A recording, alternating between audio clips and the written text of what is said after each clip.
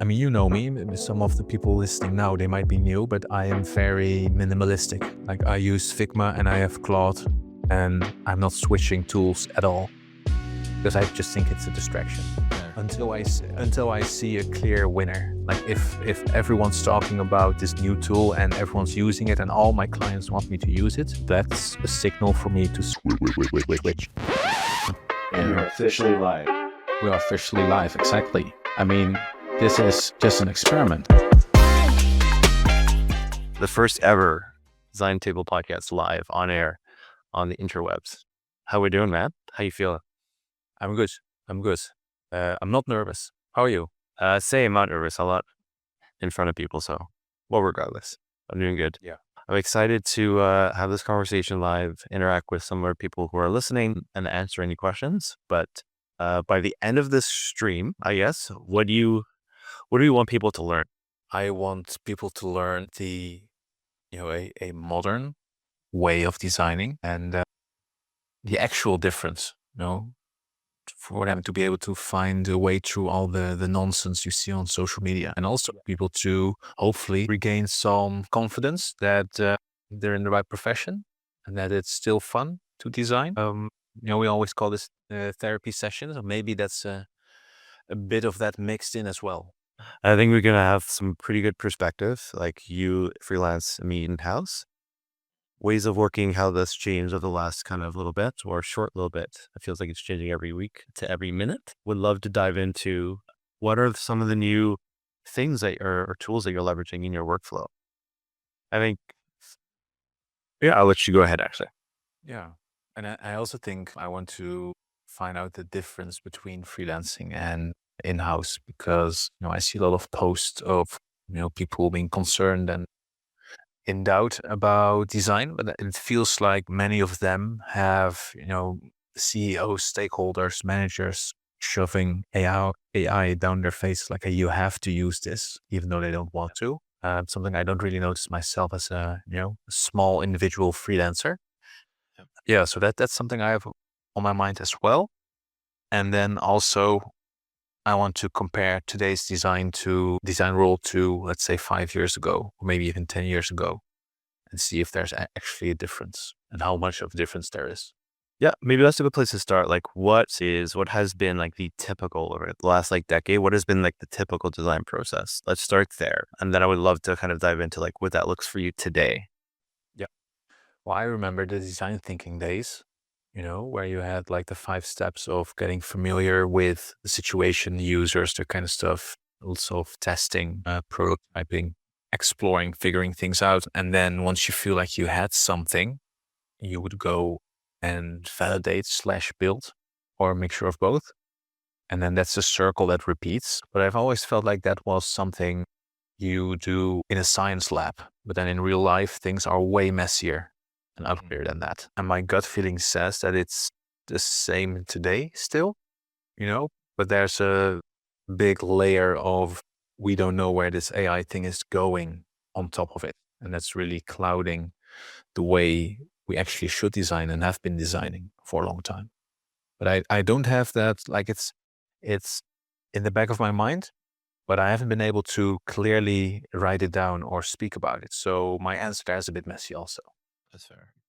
I guess, yeah, I could probably speak to, you had mentioned there, like probably you're not feeling the same AI kind of like, we need to change. I think that you feel it more in-house than I think there's like across my ears to the ground across different companies, like they are incentivized to essentially burn credits, which is part of like the experimental phase. Yeah. So the sucking costs of getting AI adoption and then figuring out what the guardrails or the rules are. But what does that look like for you like today? Like what does your process look like? Are you still going discovery wireframes, high fidelity on, or I know you have a bit of web development in your back pocket as well. Yeah, true. Yeah, I haven't wireframed for a very long time, and I'm not sure why. The potential reasons I can think of is, first of all, maybe the reasons why you would wireframe aren't really there anymore as much as they were before.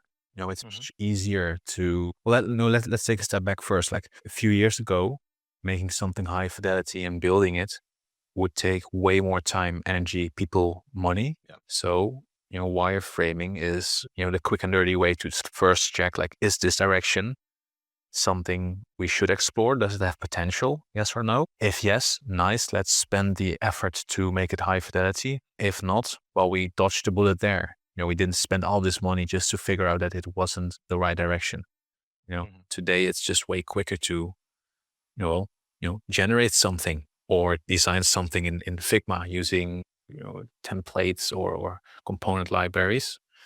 So that's the reason. And maybe we're just more in a hurry today. Let's just ship it, that kind of mentality. So maybe clients have less patience, I think is the right way to put it, to, to give a designer the time to wireframe. So I'm not really wireframing anymore. Yeah, that's fair. And also, like, on top of that, like, clients don't understand what a wireframe is. So it's always about prefacing or setting the table. What is a wireframe? This is what it is. It's not real. It's a sketch. All that hurdle. Yeah. Also internal teams as well. Like, what is a wireframe? But I agree with you. It is so quick now, or like velocity has increased because competition is higher. We need to get to like a thing faster, and skipping that step, like I've done as well. I've completely wiped that out, especially last year. Wireframing was kind of dead in my eyes there. Yeah. Is that still the case? Yeah, I haven't touched on wireframe in who knows. I made a bold statement yesterday that last year that I wasn't gonna delve into wireframes. I just find drawing rectangles is not a way to validate a concept. Maybe it's good to have something to present while you're kind of talking through an idea, but like how quickly you can kind of create like a prototype to communicate an idea now is like, I'd rather go that direction. A quick prompt, here's my clickable thing. Now I can either come to the discussion with the PM's engineering team, and then it's really become a communication piece or a better communication piece versus a wireframe or traditional wireframe. Yeah. I have a lot of questions there, but I also see a few people in the, in our live little chat thingy. Like, should we, read a few of those, or should we? Yeah, let's do it. Yeah, if you're in the chat, please shoot all your questions. We'll read them live. I feel like I'm in some sort of rocket ship. I have my view looking at you, and then I have my second screen split with Twitter and then LinkedIn. So I feel like a really smart person at this moment. Jarvis activated. Yeah, exactly. So what I'm seeing, for example, is Iman. I hope I'm saying that right. Hello. I feel like today people are less able to express their movement in design because AI is setting a specific form/aesthetic. Whereas 5 years ago, we are okay to make mistakes and even love our mistakes to fluctuate them. AI can also be a key to fluctuate our designs. It's just a tool we need to adapt. And what do you think? I mean, it's output driven in a way, right? Like, so it sets you on a path, I think. Yeah, I think for me, the AI thing is just like it has removed the cold start. So the empty page, the twiddling of the thumbs of like, okay, I have to start on a project. Let me just get it to my LLM and then I get a thing. The consequence of that, and I've been talking about this with designers at other companies as well, is like the cognitive load that we have to kind of hold as designers is pretty high. Like there is no break. I'm creating more than I can remember. But regardless, like the usefulness is just creating a thing. Our job as designers is still for the quality check. So like to her point, like there's a certain aesthetic. I think that's the aesthetic thing is the consequence of the limitation in terms of design quality that like a Claude or ChatGPT can kind of output in terms of like creating a prototype or design a website, product, etc. It doesn't. It's limited. It's based. It might be learning off of one design that's like a purple gradient website. Well, yeah. It's very clear when something is AI generated. But I think that's just a first step. It's like our job to push it a bit further and then add a bit of our kind of magical touch, like to create a perfect brand. Yeah. I mean, that does speak in favor of wireframing. That's one of the old school UX reasons to do wireframes, is to prevent people from going, why is this purple? Shouldn't it be green? And that's not the discussion I want to have, because I think still today, the prototypes you generate are not about the way it looks, but more about, does it feel right when you click through it from start to finish. Like the interaction is more important, right? Yeah, fair. I still don't think there's value in it. So like, for example, we have PMs now vibe coding things. So like they're not doing wireframes because I don't think they would want to. And second, hark back to my earlier point, it's just a way to communicate an idea. Traditionally, like what PMs would do to present a concept, they would do their kind of desk research, discovery. From a business lens, there's a gap in the market for the X feature, X thing. And then they would present us a purity document, which is what a better way to put someone to sleep than to present them a wall of text on a document. Now they're able to kind of vibe code and create a concept that they can either run user reviews, validate an idea, and then once that's done, pass off to the designers to kind of do their exploration. There's a benefit because now they can properly articulate their idea, their concept. The consequence or the friction point that it's currently enabling is that if they do that validation step, they're only validating the concept. They're not validating the experience or the UX. So like when they're creating this prototype and handing it over to design, it's the designer's job to do the proper process, make sure that we're translating the idea, whether it's high fidelity or not, into an experience that represents the brand or the product that you're building it. So that's what I've kind of seen. Like there's benefits in the speed and early validation, but we still have to do our job. That's what I'm seeing, I guess, internally, is that like everyone is vibe coding the roles are flattening, but it's still like the different verticals or the different team collaborators, like they need to do the job, and from engineering, design to product as well. When you say concept and not the UX and the design part, what's part of that concept? Like, what does that look like? It looks like a full high fidelity, I've kind of trained people internally to kind of learn how to vibe code, meaning they have access to Figma. I taught them the workflow of here's our existing database of Figma designs. You can take one of these Figma boards, inject it into either Figma Make, Cursor, or Claude. It'll spin up. I'll show everyone how to kind of spin up a prototype so that they have something tangible to communicate to stakeholders or run user interviews with. Like it looks pretty darn decent. Okay. The gaps obviously are with the things that designers would do is like poke into the edge cases. Does this make sense? Does this component exist in the design system? That part is missing, obviously, but it can hallucinate or make it seem like it's done. But obviously it isn't. Yeah. It does make me itchy in a way, I have to admit, because like the remark from Iman that we just mentioned in the beginning, like if a PM comes to you with a concept or some sort of prototype, it does, I think you have multiple problems there. They expect you to just clean it up and do it. Some of, a more, balanced, down to earth PM might understand like, no, this is just a suggestion. A designer is a pro, so let just the designer do with this concept what they will, or maybe nothing. But some of them will be like, why didn't they just clean this thing up? And then as a designer, you're on this path of just thinking about, okay, I have this concept. What if we tweak it slightly to the left or slightly to the right? It's very challenging to then zoom out again and be like, let's try a completely new concept. But I also feel like it reduces the designer's role, at least the junior or media level designer's role. Like, here's the concept. We already thought about everything. It's validated. They claim it's validated. We don't know. We just have to believe them. And then it's just like, hey, just, rearrange a few pixels and you're done. You had to be very strong politically, business politics wise, to stand above that and fight the higher level battle. I think, that's what I'm getting from what you're saying, and connected to what I see on Reddit, for example. Lots of designers are just depressed. They don't want to do this. And I can understand a little bit more why. For you and I, super senior designers, 10 years plus on the job, like we doing all the PM talking, I think, all the strategy stuff. So we're not hit by it as much. Yeah. I think junior level designer is frustrated.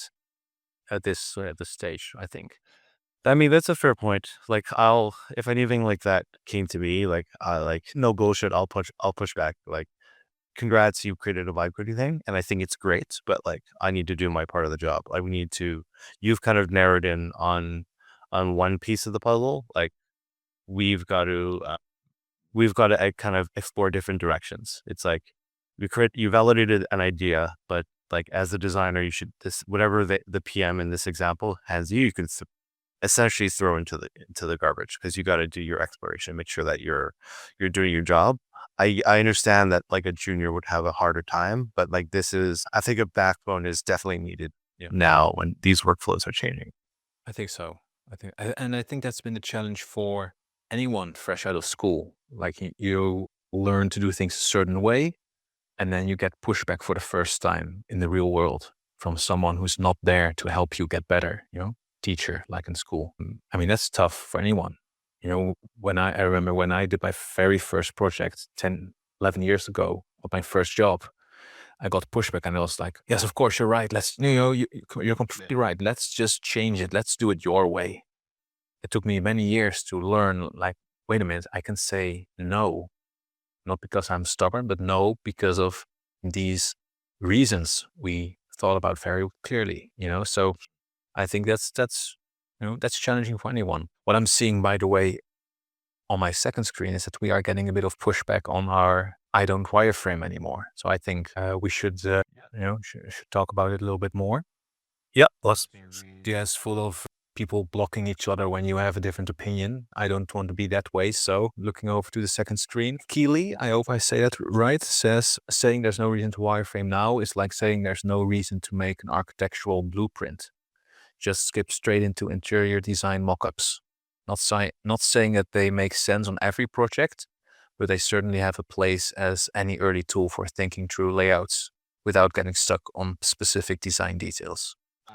I'm doubling down. I've killed wireframes in like, I disagree. I think wireframe had their place. I'm an efficiency guy, so like, I won't even draw something on like a piece of paper on my desk unless it can be easily translated to a thing. I think you can still do the same validation steps that a wireframe was useful for when you're prototype or line coding a thing. It's just about being strict in your exploration. Like I said before, like, creating a vibe coding thing, it's very happy path, and you can be because it gets to high fidelity rather quickly, you can be consumed or kind of married or fall in love with a direction where you should be going double diamond. You should be going wide until you narrow in on experience. Like, the ability to replicate like a product and then click around and experience it is the validation step. The wireframing piece, it's just about, like, here's a box there. Here's how this might go together. There's a lot of like imagination that has to happen to interpret the idea, the concept that a prototype just does like immediately. Yeah. What are your thoughts there? I think it's really hits that feeling I had for a while that I wasn't able to put into words as much. But I think I'm getting closer now. So I think that question in the chat was very useful, and your comments also, because if you zoom out and leave out tools, we're talking about, should it be Figma or Figma Make or wireframes or high fidelity or low fidelity? Like, if you really zoom out, we should explore first, right? Like, we have a certain problem to solve. And I think the reason to wireframe is to prevent ourselves from going too much into solution mode right away, because when it's high fidelity, it's like, okay, well, like I said before, why should this be purple? Why should this be green? Hey, that's rounded. Hey, that doesn't work that way. Why is shadow? And then if it's a wireframe, in my experience, many people say like, well, it doesn't really speak to me. It doesn't feel alive. And then they want something high fidelity anyway. But that's a side note. I think you should go wide in the beginning. Conceptual width, I think, is what you should say. Explore many different ideas. And I don't really care if it's, if I coded a prototype, 5 of them or 6, or 6 different wireframes. Regardless of the tools you use, it requires training and a lot of skill to be able to work on one concept, completely move to the side and explore something new and be really critical about your own work. I think that's a design skill that no vibe coding product manager can take away from you unless they do it full time, the whole time. Yeah. So I think we are fighting each other over tools we use. Wire versus not wireframe, vibe versus no vibe. It doesn't matter. As a designer for the past 40 years, 50 years maybe, your first step is to go wide, try different things based on the understanding that you have at that moment from users, clients, data, whatever.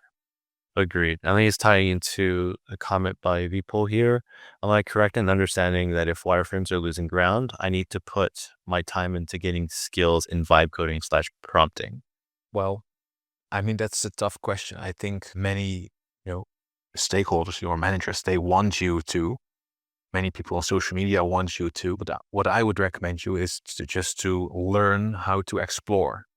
For me, like I feel pretty quick in Figma myself, but I also have my pen and paper lying around here, for just a quick literal sketch. The tools you use are just a way to help you get hired. I think if you look at a job opening requirement, be proficient with Figma Make. Well, yeah, then of course you should be able to have some skill there. But I think really zoomed out, you should be skilled in exploration, regardless of the how.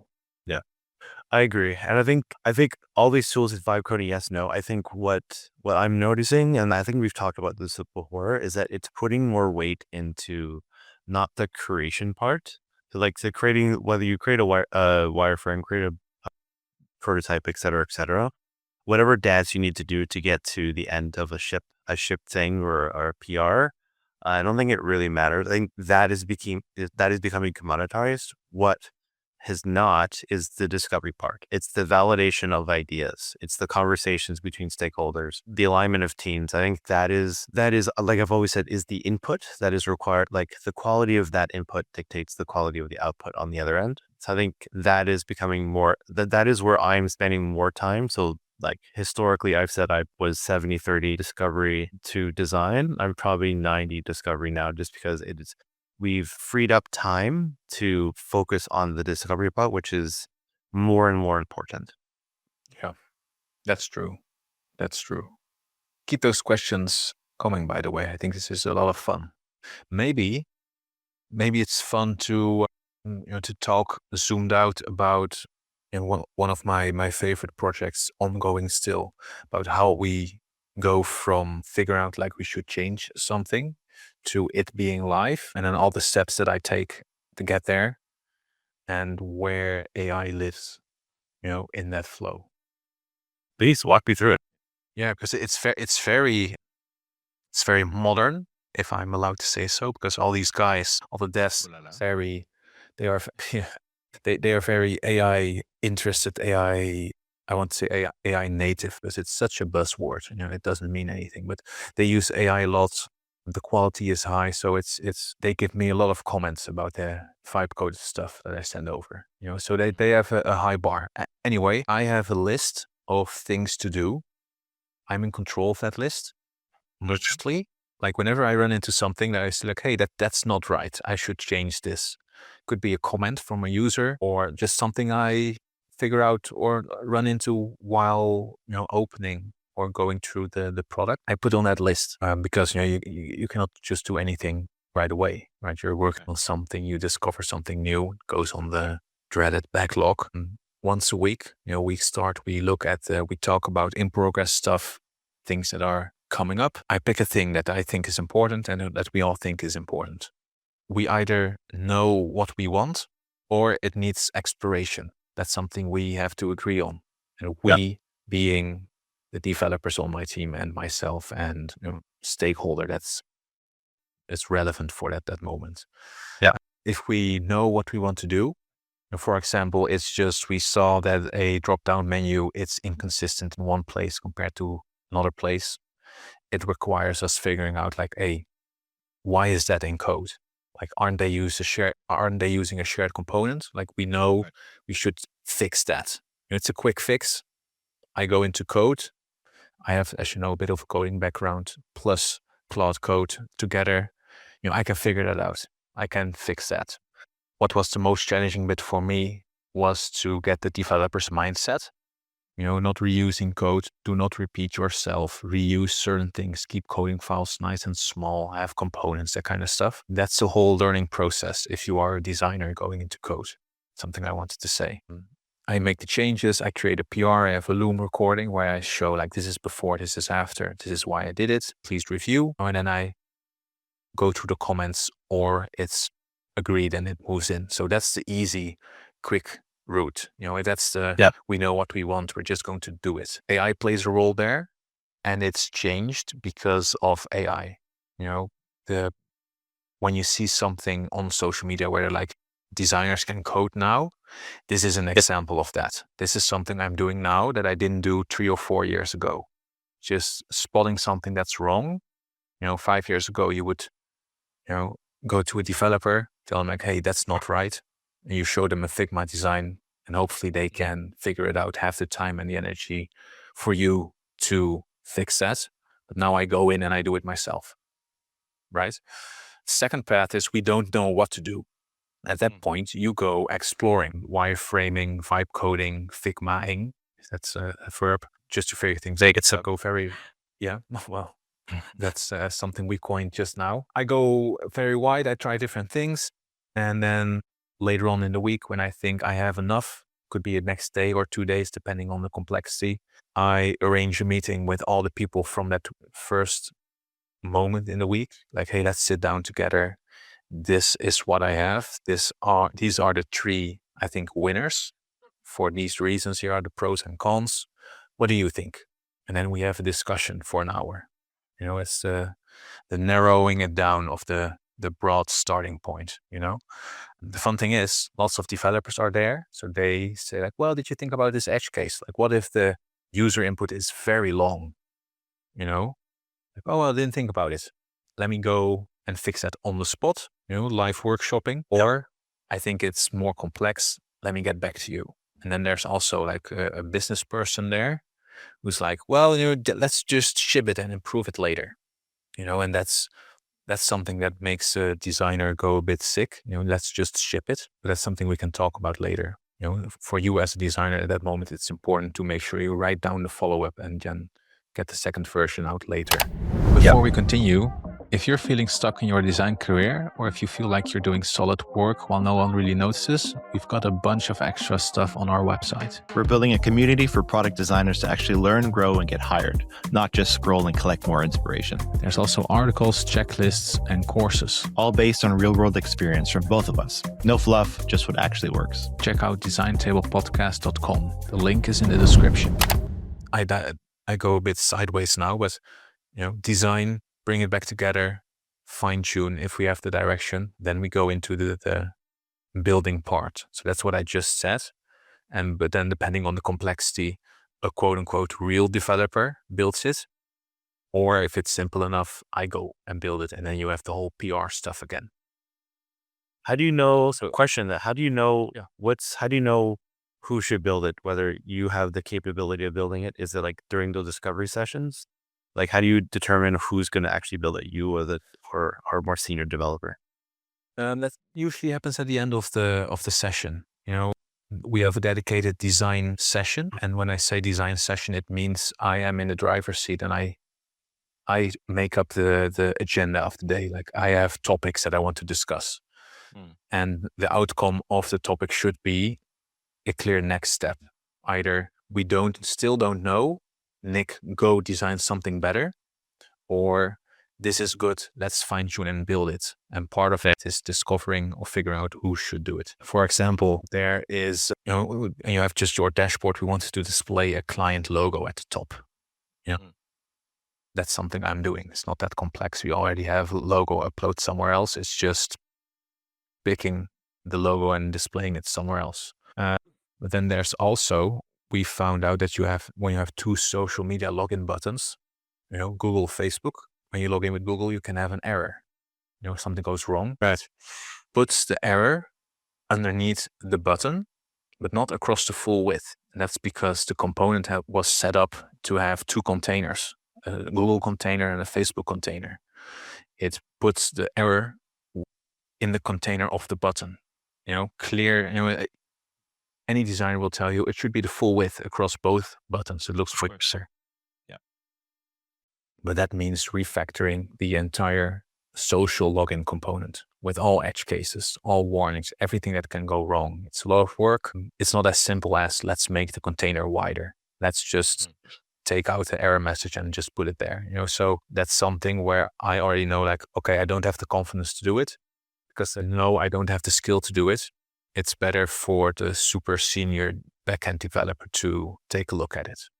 So it's a bit of gut feeling, but also more experienced developers telling you, like, I think this is really complex. The other guy should do it. Fair. It's like teamwork, like you're collaborating. So yeah. So really summarized, it's really, together with people, we build a list of things to do. We sort it based on what to do first in any given week. We go wide, we review, and then we decide if we need another run or it's ready to be built. And then when it's live, we have constant customer feedback loops and data and A/B testing and all that kind of stuff going on. Thanks for listening to my TED Talk. your validation check is a combination of like analytics, user, maybe emails or in-app notifications, surveys, et cetera, to make sure that you've nailed it. Everyone should go to a demo call once a month. It doesn't matter if you are a product manager or a designer or a developer.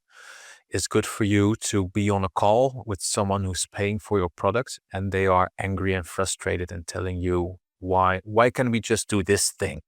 It's good to see their frustration or their happiness when they're very happy and just want to do more.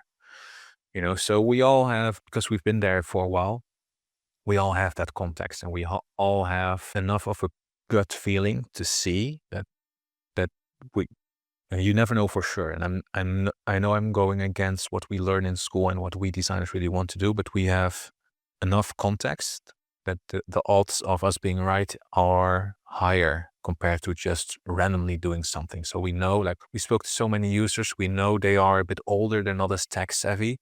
Look at this super cool hover interaction that we have. They're not going to get it. Let's just not even try. Why spend all this time building it while we already know that they are not tech savvy enough to get this? That kind of stuff happens a lot. And then we also do stuff like Maze, where we have panel Unmoderated. And then we recording sessions, and we have mixed panel for A/B testing, where you can see, like, oh, this was a 2% increase. Oh, that's nice. That kind of stuff. So it's gut feeling plus experience plus data plus opinions. I think the session recordings are like the most valuable nuggets that you can have. Like, it's what users say they want and what they actually do are two different things. And I think the session recordings, even though you don't get to speak to them, I feel like I love watching those sessions because I can kind of feel sometimes frustrations by like how they're moving their cursor or navigating the app. Like, those are really good to kind of take a look at. Like, how are people interacting with the feature that you just launched? And are they, because you can kind of, depending on what tool you're using, like, was it Datadog or whatever it is, you can just watch them navigate. Like, I'll filter down people who've used this feature and they get to see them navigate past it. Like, I didn't know that that's what they were, that's what their goal was, et cetera, et cetera. Those are just my favorite feedback loops to look at. Yeah, I agree. I mean, yeah. I have no comments.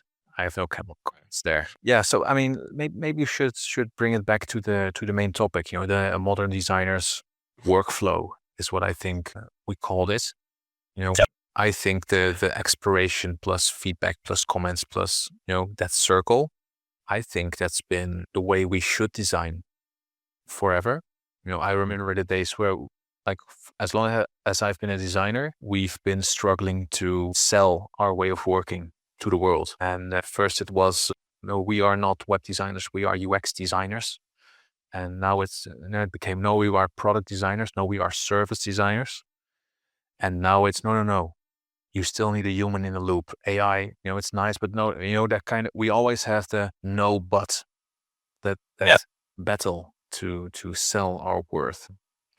this feels like just another instance for me of the same battle. I think the way we're working changes. What we have to do is the same, like the human in the loop. I think we're more like, I think we're moving back. I think what we're doing is moving back to the generalist concept, but like across the board.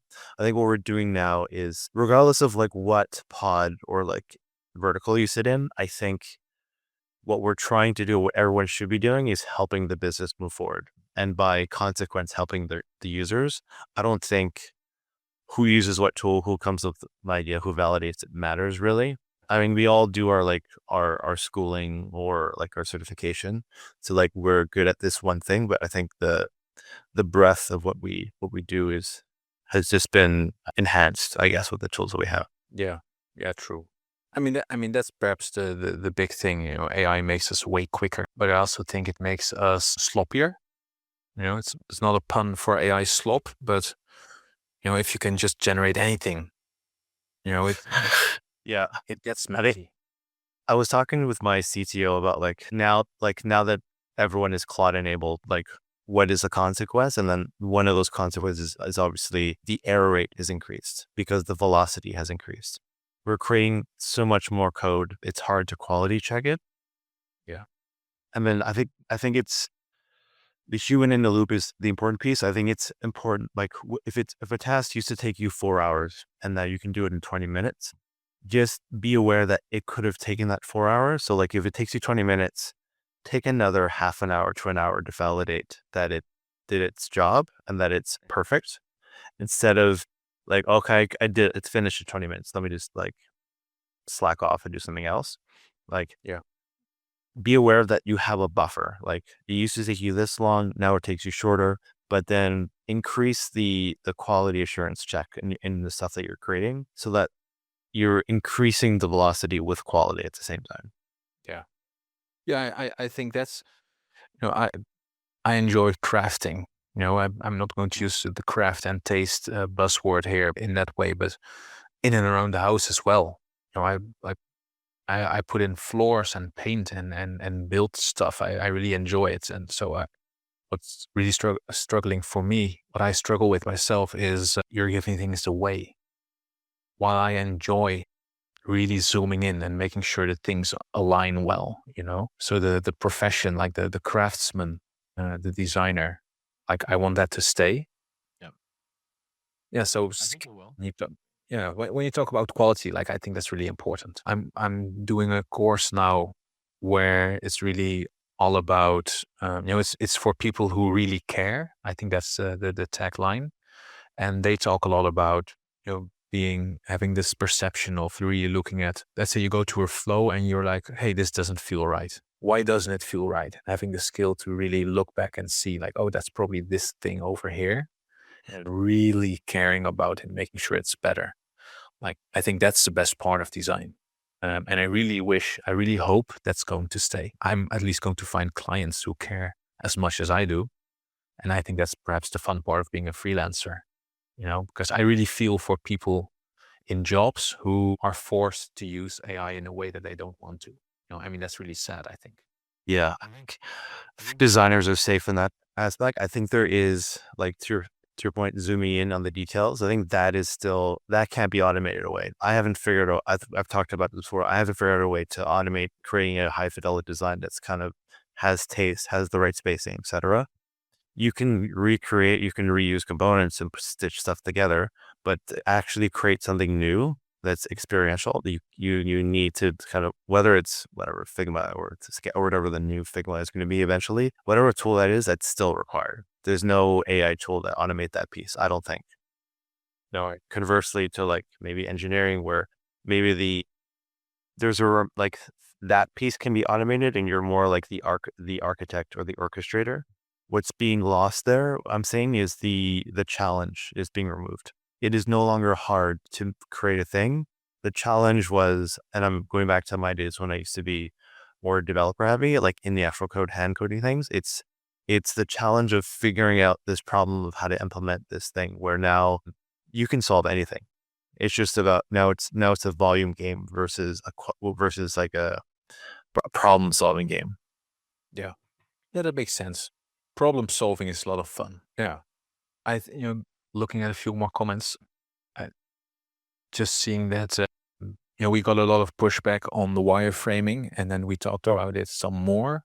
And then we got a completely agree comment back. So I think we're finding a middle ground there. Keely also mentioned that if you are an experienced designer with a strong design system, slapping the styles on top of that wireframe is the easy part.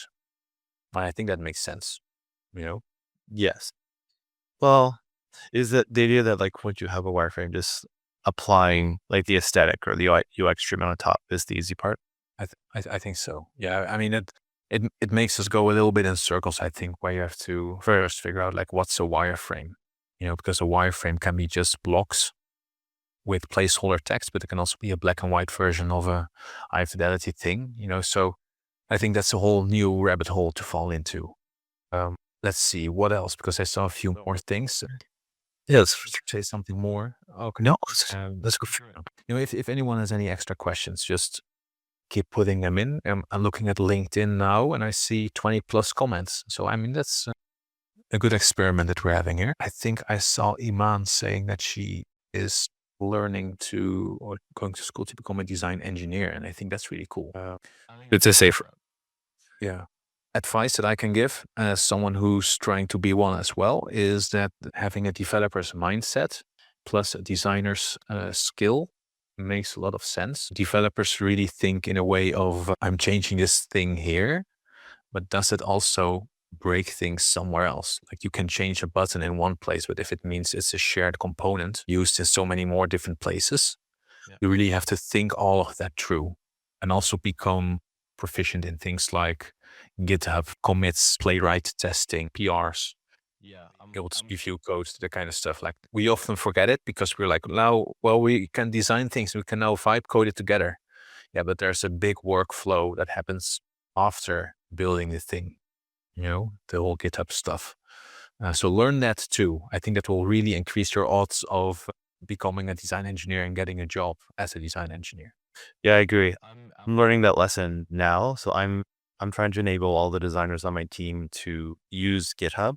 So we've essentially been pushing our prototyping. So essentially what we've been doing so far is basically creating things that Figma make or downloading, creating them locally, and then hosting them on like a company URL.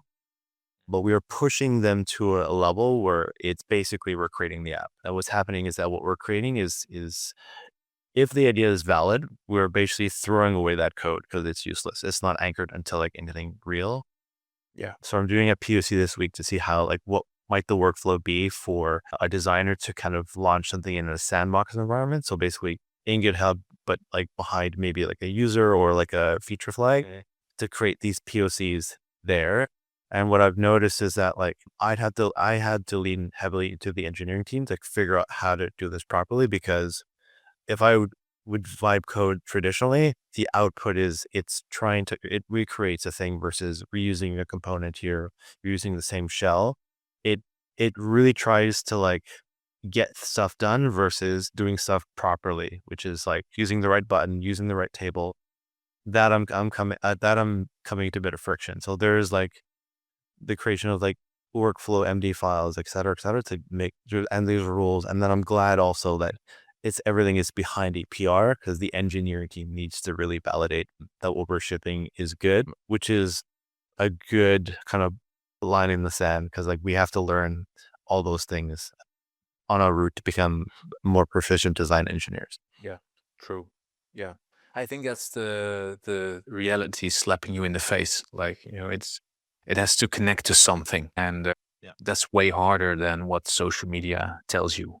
So it's not to say that you shouldn't try, because it's a lot of fun and very future proof, but that's just a bit of advice that will hopefully save you a few moments of falling on your face. I also saw Melanie. She looks like she's in the Netherlands, just like me. She mentions, or she links to one of her posts where she says that she also gets a lot of her, it looks like she's freelancing. A lot of her clients are also sending over generated things like, hey, this is what I want.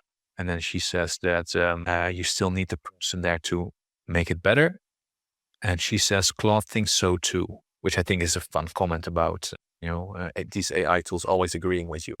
Yeah, I agree. Like, there's still this, like, we're gonna, like, to my earlier point, our backbone, and especially junior designers, like, the backbone has to get a bit stronger because at the end of the day, like, this has become, in my point of view, like a great communication technique from like client to product person, whether it's design, etc.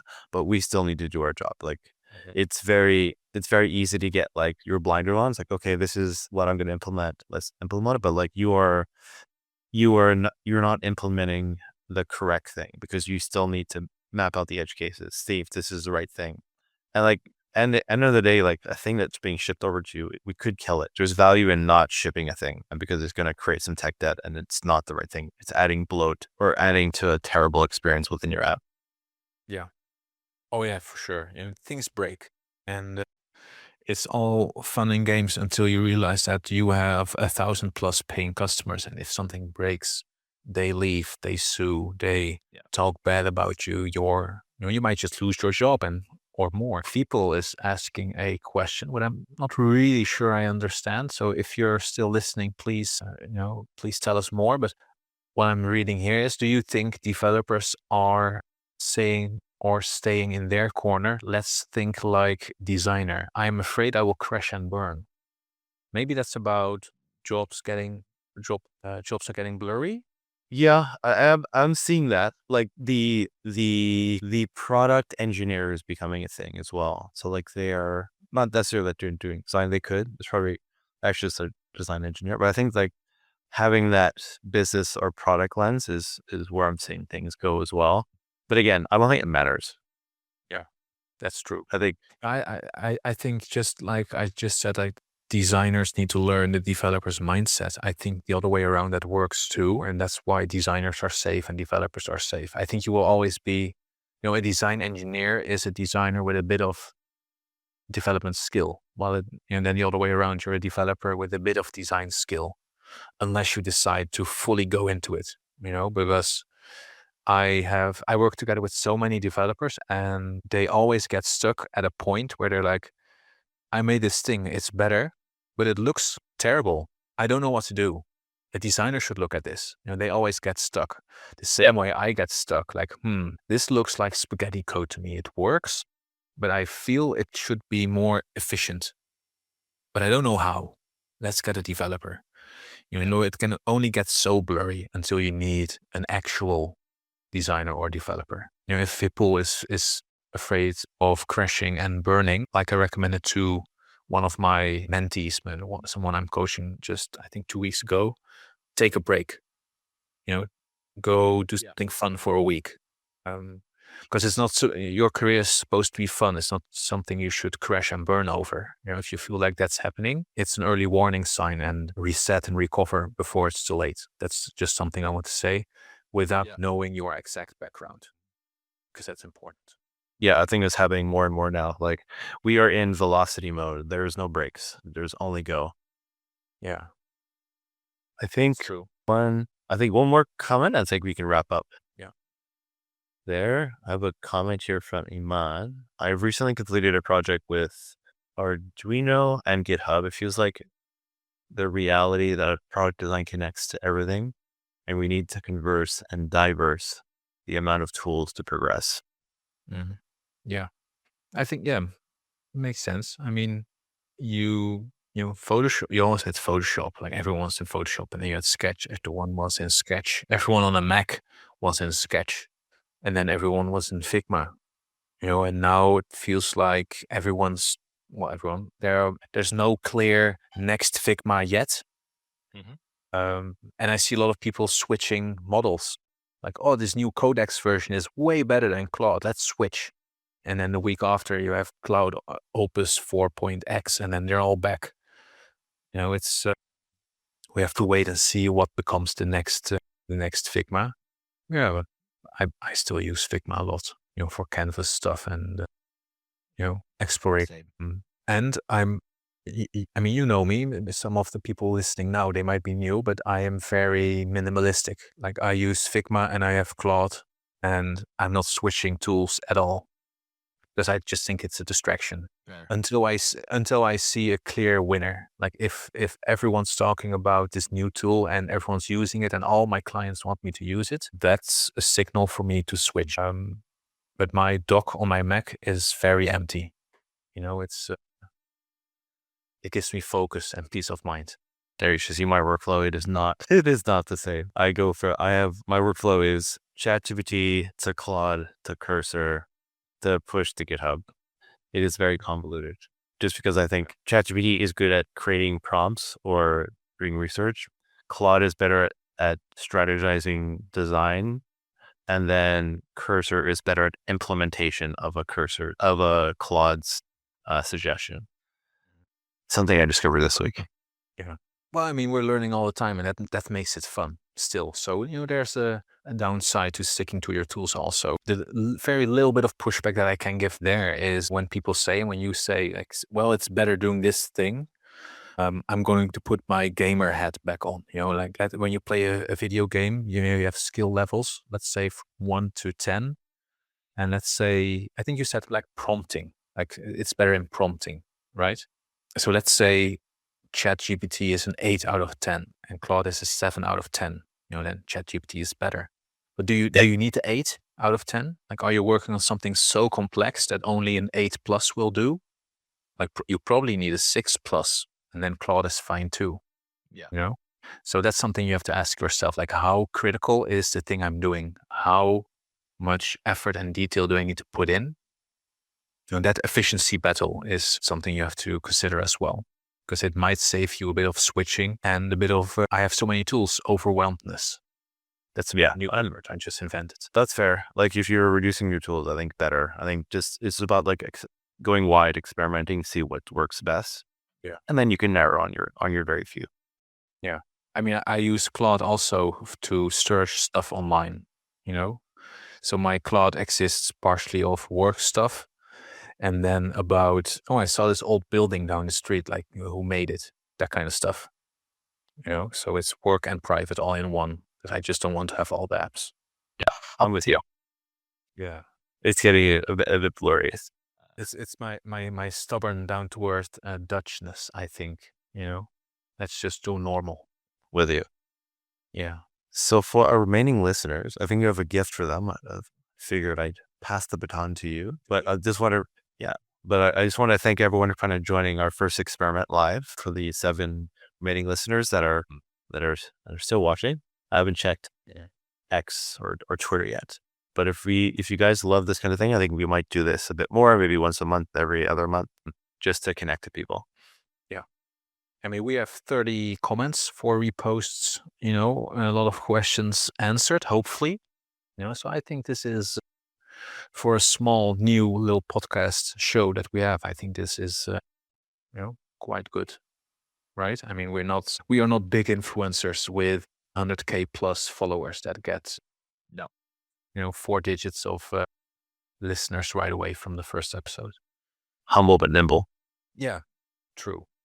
I mean, talking about the gift that you're having, like we run a community where we have moments like this every month, right? Async also, ask your question. We share our view.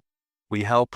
We share what we see in the trenches. We are designing every day for clients across the world, So come join us. We have a discount code, live20, 20% off.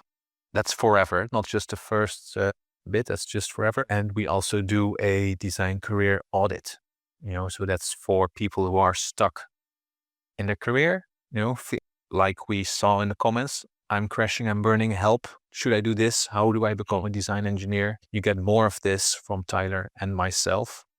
Also, live20 for the discount. I think we will put a comment somewhere with a link.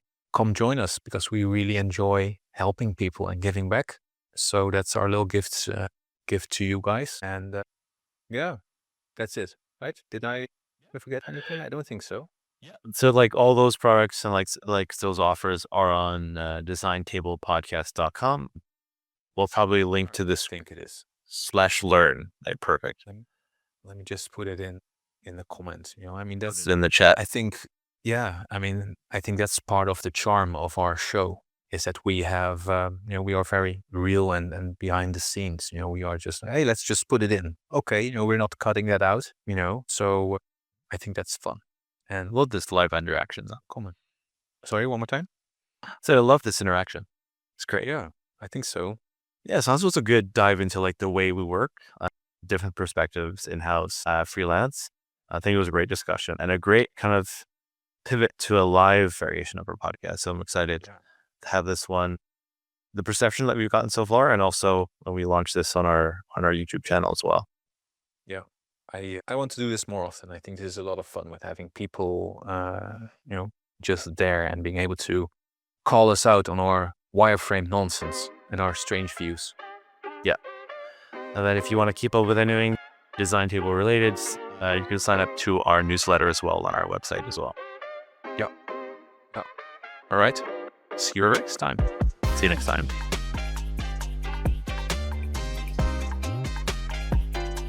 All right, that's another episode in the bag. Yeah, great episode. By the way, if you're stuck second guessing your work or trying to figure out your next move, drop a question in the comments or leave a review. We might actually feature you in one of our future episodes. And if you got any value from this episode, hit subscribe wherever you're listening. It helps more than you think. You can find everything else, resources, articles, and more at designtablepodcast.com. Thanks for being here. See you next time.